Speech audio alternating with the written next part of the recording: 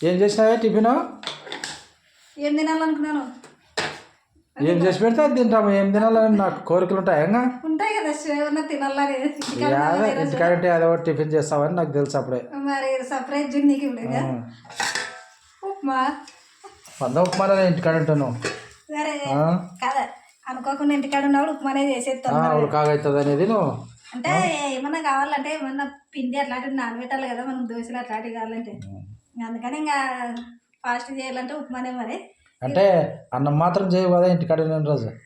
పచ్చకొండలో ఉండి అలవాటు పడింది బాగా. టిఫిన్ తిని ఇంకా అలవాటు అయింది కదా ఇంటికాడ ఉన్నప్పుడు. అదే మరి ఇంటికాడ ఉన్నప్పుడు అన్నా తినుకోకుండా ఎట్లా మరి ఫ్రెండ్స్. నేను అదే చెప్పేది మరి. అలవాటు అయింది టిఫిన్ చేశాడా అట్లే పోతుంది అనమాట. చెయ్యి పిల్లలకి చేసి పెట్టి ఇంకా కాలేదు తినాలితే.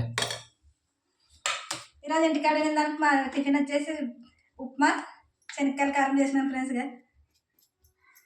Bye friends. కాలే తింటే ఫుల్గా కడుపు నిండిపోతుంది. టీవీ చూసుకుంటూ తింటానే. మన వీడియోనే చూస్తున్నాను, మన వీడియోలో పెట్టుకున్నానే.